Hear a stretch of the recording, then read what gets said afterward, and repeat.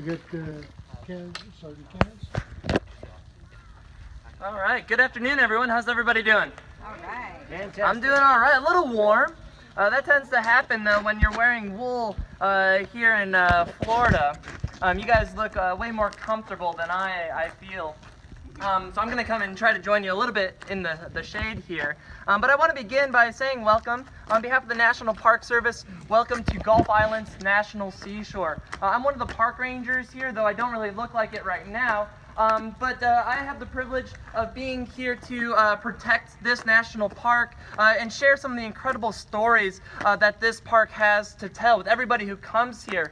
And I love doing that job, sharing these stories, especially when we can reproduce some of the sights and the sounds associated with our American past. So I'm going to take just about 10 minutes and share a little bit more about this Fort Pickens, and the type of cannon that you saw fire here just moments ago, what is called a 10-pound Parrott rifle.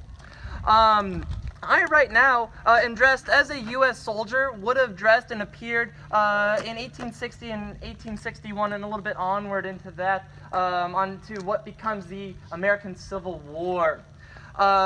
When the American Civil War erupts, weapons like what we just used here are going to be placed out onto battlefields. They're going to be used in American communities. And used to transform our American society. And it is quite a transformative piece. This type of weapon has the power to take lives, but in that process, it's also going to preserve some other lives. And I want to share with you a couple of the stories of people who are going to be familiar with cannon like this. Cannon that are going to be used here on Pensacola Bay in the first year of that war, fought in 1861. When the American Civil War does erupt, Fort Pickens was already here. And it was about 27 years old. But it was not here alone to defend Pensacola Bay and a U.S. Navy yard located where the Naval Air Station Pensacola is today.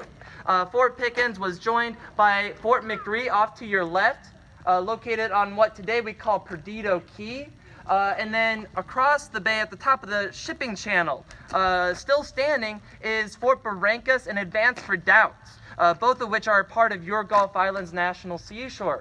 All four forts, plus the Navy Yard, plus hundreds of cannon and thousands of pounds of powder, black powder that is, and thousands of different types of projectiles were all here in 1860 when southern slaveholding states began the process of formally withdrawing from the Union, or seceding from the Union.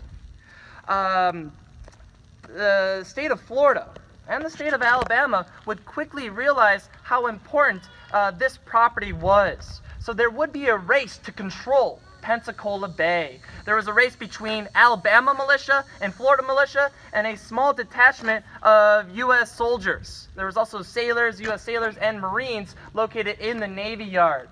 The U.S. garrison here quickly retreated from the mainland, from the Fort Barrancas area, and they came here to Fort Pickens. Because of its isolation, they felt that they could be safest here. And so here, U.S. soldiers would fill up the fort, while state militia occupied the mainland off in the distance to your front.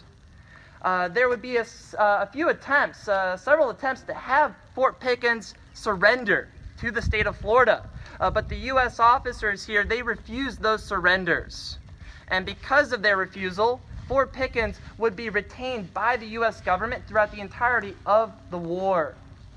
While there was a standoff between the U.S. soldiers here and the sailors here and what would become Confederate soldiers across the bay, eventually, a few months later, the nation does enter war.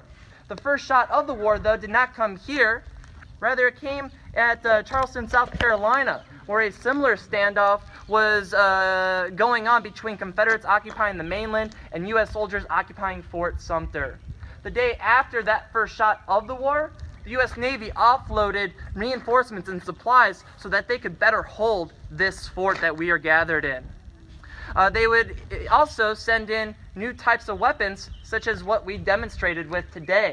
This 10-pound Parrott rifle was pretty new when the Civil War began. Its inventor, a man named William Parker Parrott, he just had this weapon patented in February 1861. And it quickly becomes one of the 3 primary field cannon used by the U.S. and the CS during the 4-year Civil War. What both governments liked about this type of weapon was that it was relatively cheap to manufacture, and it was rifled. Being rifled allowed for the artillerymen to use it at a greater range and with greater accuracy. So this Parrott rifle, you can go to other Civil War battlefields and maybe find this type of weapon acting today as a monument out on that landscape. But one like it would be used here in actual combat, fought in November 1861. For most of the summer, both sides, the U.S. here at Pickens and the Confederate soldiers on the mainland, they went about their day improving their defenses and watching warily one another. But that all changed come October and November 1861 and then January of 1862. In November, a massive Union cannon up on the top level of the fort, off in the back corner here, fired a opening signal shot. It was November 22nd. That shell went